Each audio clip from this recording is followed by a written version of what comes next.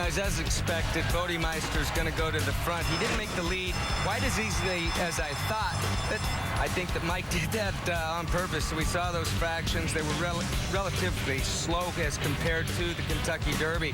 And Mario Gutierrez riding a perfect race right now. We got Creative Cause in between here. Watch this move. He's in the pink lane second right now, and he's going to get in tight. Rosario makes a great move right here. We saw 3 perfect rides up to this point right now, Randy. At that point, Mario was 3 wide around the first turn. He saves a little ground here by backing up and moving inside. Most people thought that ill+have+another would have the trip that Creative Cause is getting right now, second to the outside. But when Rosario got aggressive and wanted to be in that position himself, well, Mario became a little more patient and backed up, showing confidence despite the slow fraction. Yeah, he gets to the outside here now. He gets out from behind Creative Cause, and he's going to get a little bit closer, but he's not going to pull the trigger yet. He knows it's way too early. They're a half-mile out at this point, a little over a half-mile. And Mike Smith still very comfortable on Bodemeister up on the lead. Joel Rosario, he had the love where he was. I think all 3 of these guys pretty comfortable with where they're at right now. And at this point, when I saw the half in 47.68, I got to tell you, I thought Bodemeister was long gone, even though Creative Cause is dogging him right here. There you see Mario drop to the inside a little bit there. Exactly. He thought about going on the inside of Creative Cause and splitting things, and his horse, he must have sensed, hey, I've got enough horse. Don't take a chance of getting him stopped in behind Bodemeister inside of Creative Cause. Decides to come out, and when he puts the pedal to the metal right here with 1/8 of a mile left, the kick was explosive. Look at the distance Bodemeister is putting on Creative Cause back there, who is no bum, and yet ill+have+another has enough to run down Bodemeister from behind, and a heck of a preakness stakes for both horses. We have a Triple Crown on the line. ill+have+another does it again. That was our Pacific Life race replay. Choose Pacific Life, the power to help you succeed. And here is a Preakness tradition underway. The painting of the winning horse's colors on the weather vane.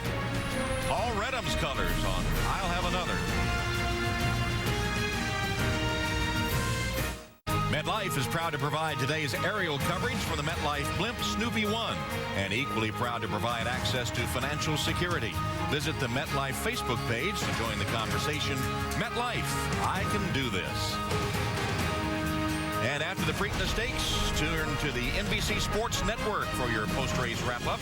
Get all the highlights and insights from today's race. The Preakness Stakes post-race show only on the NBC Sports Network. Here's the complete order of finish in the Preakness. Zetterholm finishing in 4th, Teeth of the Dog, Optimizer. Then Cosetti, Tiger Walk, Daddy Knows Best, Disappointment, Went the Day Well, a major disappointment, and Pretension finishing 11th and last. Now for the Winners Circle presentation, let's go to Lafitte Pinkai III. All right, Tom, here with the president and COO of the Stronach Group, Mr. Frank Stronach, and of course the governor of Maryland, Mr. Martin O'Malley, to present the trophy to the winner of today's Preakness Stakes, Paul Reddam. Governor. Hey, thank you very, very much. It's my honor, Mr. Stronach, and in the company of Mayor Stephanie Rawlings-Blake and Lieutenant Governor Anthony Brown, to present to you, Mr. Reddam, the most coveted trophy in all of sport, the woodland+vase. Congratulations. Thank you. I think I owe it to these guys, really.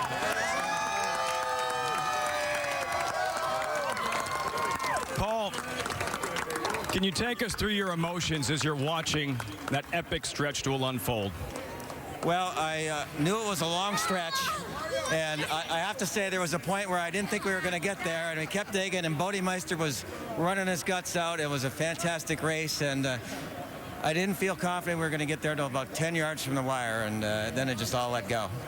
No horse has won a Triple Crown since 1978. 34 years, the longest drought in racing history. What would it mean to Paul Reddam to own the next Triple Crown winner? 34 years? I didn't know that. No, I'm kidding. You know, Lafitte, I haven't thought past today, and because I just didn't let myself do it, and you know, I just can't imagine it, so I'm just going to let it go at that. We'll roll one day at a time, and hopefully the horse is, you know, doing well out of the race, and you know, it's going to get crazy, and I'm going to try and keep everyone's feet on the ground. Congratulations, Paul. We'll see you in New York. Doug O'Neill, after you won the Derby, you said I was a C student in high school. Now I'm a C student in high school that's won a Kentucky Derby. That C student is now going for the Triple Crown. What does Mom think now? Well, she thinks to be a trainer, you can be a dummy. So I fit that mold. Real quick, I got to thank a couple people: DeMarco, Preston, Daquan, Joseph, Faith, Mackenzie, Gregory, Daquan, again, 2 Daquans. Well, Tavon and Faith and Hope, of course, and just a lot of cool people. And, well, of course, Daniel, my son Daniel. And just a lot of cool people that we met in the community here at Baltimore. And we love Maryland, and man, Baltimore is awesome. As that jacuzzi evolved into an indoor pool, have you delivered on the jacuzzi promise just yet? Now you've won 2 legs of the Triple Crown. Yeah, I know. We might, maybe we'll move. Maybe we'll actually get a yard that can fit a small pool. I don't know. I'll have another. It's just he's opened up so many cool doors, and we're meeting so many cool people, and we're getting to do a lot of cool things that, we never would have been able to do. So we're just going to take great care of I'll Have Another and see where we go from here. What can you say about this gentleman? The ice water in his veins, Mario Gutierrez, delivering another clutch primetime ride.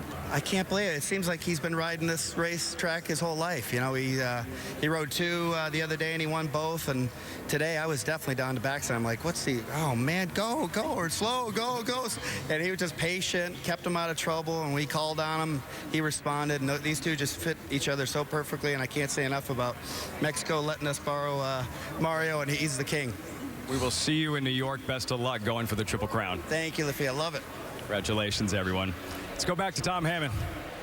All right, Lafitte, so I'll Have Another heads to Belmont Park with a chance to join the greats, the 11 horses that have won racing's Triple Crown. And the question I have for you now, of course, is 1.5 miles. Can he do it? Oh, he can get the 1.5 miles. No question in my mind that he can get the 1.5 miles. But what he's going to have to deal with is a couple of horses that skipped today's race in Dullahan and Union Rags. They're freshening up, waiting to attack. But one thing, he is for real, guys. On the plus side, I'm not sure any horse is really bred nowadays to go 1.5 miles, but he has as good a pedigree as any of them do for it. He has the right running style. He's tactical. He can show speed. He can back off the pace. He's fairly lightly raced, which is a big thing when you're talking about 3 races in 5 weeks like this. And after this Preakness Stakes, he has run significantly faster than either Dullahan or Union Rags has ever run in their entire career.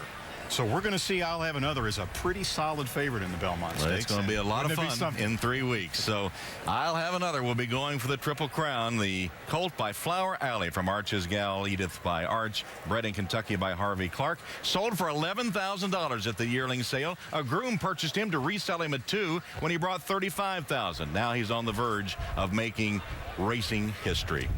Don't forget that for more Preakness coverage, head over to the NBC Sports Network for our post-race show. And tomorrow, the Stanley Cup playoffs presented by Geico continue on NBC as the Coyotes take on the Kings in a pivotal Game 4. That's tomorrow at 3 Eastern on NBC. Coming up next, except on the West Coast, it's NBC Nightly News. And tonight at 11:30, 10:30 Central, it's the Saturday Night Live season finale with host Mick Jagger. And once again, at Pimlico, well, I'll Have Another.